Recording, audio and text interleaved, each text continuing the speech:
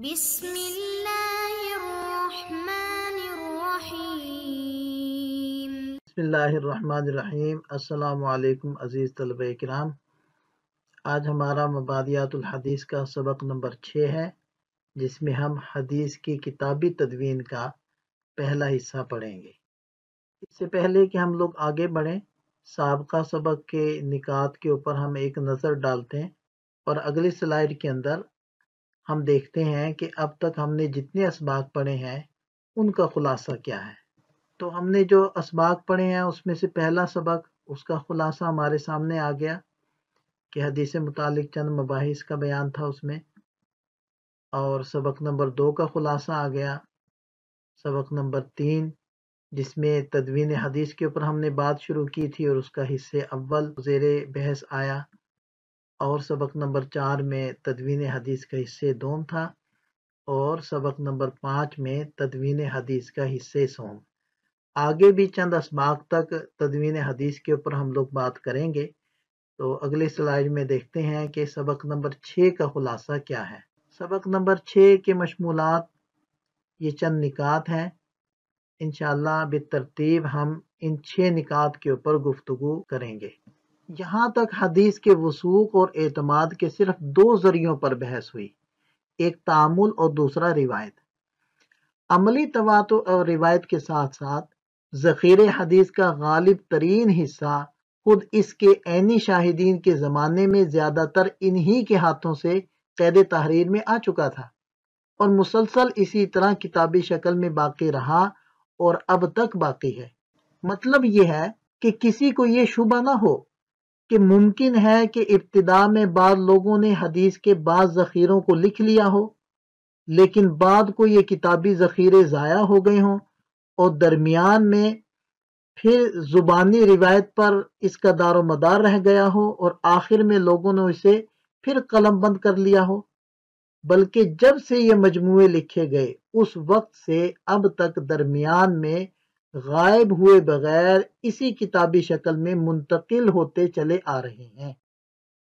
اس عنوان پر دلائل سے پہلے ہم یہ سمجھ لیں کہ اس وقت امت کے ہاتھ میں حدیثوں کا جو معتبر اور قابل اعتماد ذخیرہ موجود ہے، اس کی مقدار اور ان حدیثوں کی تعداد کتنی ہے۔ عام طور سے جہاں حدیث کے حافظوں کا ذکر کیا جاتا ہے تو احادیث کی تعداد بہت زیادہ بتائی جاتی ہے۔ مثلا کہا جاتا ہے کہ امام احمد بن حنبل رحمۃ اللہ علیہ کو غیر معتبر حدیثوں کے سوا جو قابل اعتماد حصہ یاد تھا، اس کی تعداد 7 لاکھ سے زیادہ تھی۔ اسی طرح امام ابو زرع رحمہ اللہ جو حفاظ حدیث میں خاص امتیاز رکھتے ہیں، ان کی حدیثوں کی تعداد بھی 7 لاکھ بتائی جاتی ہے۔ امام بخاری رحمۃ اللہ علیہ کو 2 لاکھ غیر صحیح اور 1 لاکھ صحیح حدیثیں زمانی یاد تھی۔ امام مسلم رحمۃ اللہ علیہ نے 3 لاکھ احادیث کے مجموعے سے صحیح مسلم کے مجموعے کا انتخاب کیا۔ یہ تعداد اصل میں مطابعات اور شواہد کی کثرت کی وجہ سے تھی، جیسا کہ حدیث انما الاعمال کا بیان سبق نمبر 5 میں گزر چکا ہے کہ یہ حدیث 700 طرق سے روایت کی گئی ہے، لہذا یہ ایک کی بجائے 700 شمار کی جاتی ہے۔ لہذا احادیث کی کثرت تعداد کی ایک بنیاد تو یہ ہے۔ دوسرا یہ ہے کہ ابتدا میں حدیث کا اطلاق آپ صلی اللہ علیہ وسلم کے ملفوظات طیبہ پر کیا جاتا تھا، پھر اس میں وسعت پیدا ہوئی اور آپ علیہ السلام کے افعال و تقریرات کو بھی اس کے نیچے درج کیا گیا۔ اسی طرح رفتہ رفتہ اطلاق میں کشادگی پیدا ہوئی، صحابہ کرام کے اقوال و فتاوی اور فیصلوں بلکہ تابعین و تبع تابعین تک کی چیزوں کو حدیث کے نیچے داخل کر دیا گیا۔ اس کی وجہ سے احادیث کی تعداد بڑھ گئی۔ چنانچہ صاحب توجیہ النظر لکھتے ہیں کہ متقدمین کی بڑی جماعت عموماً حدیث کے لفظ کا اطلاق ایسے عام مفہوم پر کرتی تھی جس میں صحابہ، تابعین، تبع تابعین کے آثار و فتاوی سب ہی داخل ہیں، اور ایک ہی حدیث جو 2 سندوں سے مروی ہوتی اسے وہ حدیث قرار دیتے تھے۔ اور یہی مراد ہے ابن جوزی رحمہ اللہ کے اس فقرے سے جو حدیثوں کے ان اعداد کو درج کرنے کے بعد لکھتے ہیں کہ ان اعداد سے مقصد حدیثوں کے متن کی مقدار نہیں بلکہ ان کے طرق اور اسناد مراد ہیں۔ اب دیکھیں کہ امام بخاری رحمۃ اللہ علیہ نے صحیح سند کے ساتھ جو احادیث روایت کی ہیں ان کی تعداد 2602 ہے، اور امام مسلم رحمہ اللہ کی حدیثوں کی تعداد کل 4000 ہے، اور زیادہ تر دونوں کی روایتیں مشترک ہیں، اور موطا امام مالک کی کل احادیث کی تعداد 697 ہے۔ اور حدیث کی تمام کتب کی چھان بین کرنے کے بعد امام حاکم رحمہ اللہ کا بیان یہ ہے کہ اول درجہ کی صحیح حدیثوں کی تعداد 10,000 تک بھی نہیں پہنچ پاتی۔ اس تعداد میں ان خطوط، معاہدوں، امان ناموں وغیرہ کے فرامین کی تعداد کو جمع کر لیجئے جن کو نبی پاک صلی اللہ علیہ وسلم نے لکھوایا تھا، جن کی تعداد 100 سے متجاوز ہے۔ اب ہم دیکھتے ہیں کہ عہد نبوت اور قرون صحابہ میں حدیث کا کتنا سرمایہ کتابی شکل اختیار کر چکا تھا۔ آپ حضرات کو یہ سن کر حیرت ہوگی کہ صرف 10,000 نہیں بلکہ اس سے کہیں زیادہ تعداد میں حدیثیں عہد نبوت اور عہد صحابہ میں کتابی شکل اختیار کر چکی تھیں۔ حضرت ابو ہریرہ رضی اللہ عنہ کی حدیثوں اور مرویات کی تعداد 5374 ہے، اور مختلف ذرائع سے یہ بات ثابت ہے کہ حضرت ابو ہریرہ رضی اللہ عنہ خود اپنی یادداشت کے لیے بھی اپنی روایت کردہ حدیثوں کو کتابی شکل میں لے آئے تھے۔ حافظ ابن عبد البر رحمہ اللہ نے جامع میں ان کی اس کتاب کے واقعے کو اس طرح ذکر کیا ہے کہ عمر بن امیہ رضی اللہ عنہ کے بیٹے حضرت حسن بیان کرتے ہیں کہ میں نے حضرت ابو ہریرہ رضی اللہ عنہ کے سامنے ایک حدیث بیان کی، انہوں نے اس کا انکار کیا۔ میں نے عرض کیا کہ اس حدیث کو میں نے آپ ہی سے سنا ہے۔ بولے اگر تم نے مجھ سے حدیث سنی ہے تو پھر وہ میرے پاس لکھی ہوئی ہوگی۔ پھر انہوں نے میرا ہاتھ پکڑا اور مجھے اپنے کمرے میں لے گئے۔ مجھے انہوں نے حضرت صلی اللہ علیہ وسلم کی حدیثوں کی بہت سی کتابیں دکھائیں، اسی ذخیرے میں وہ حدیث بھی پائی گئی۔ حضرت ابو ہریرہ رضی اللہ عنہ نے اس کے بعد فرمایا، میں نے تم سے کہا نہ تھا کہ اگر میں نے کوئی حدیث تم سے بیان کی تھی تو وہ میرے پاس لکھی ہوگی۔ اس سے صرف یہی نہیں معلوم ہوتا کہ حضرت ابو ہریرہ رضی اللہ عنہ کے پاس صرف چند حدیثیں لکھی ہوئی تھی، بلکہ جو کچھ وہ روایت کرتے تھے کتابی شکل میں ان کے پاس موجود تھا۔ جب یہ معلوم ہے کہ ان کی مرویات کی تعداد 5,000 سے زائد ہے اور یہ سب احادیث اس وقت لکھی ہوئی تھی، تو کیا اس روایت سے اس کی تصدیق نہیں ہوتی؟ یقیناً ہوتی ہے۔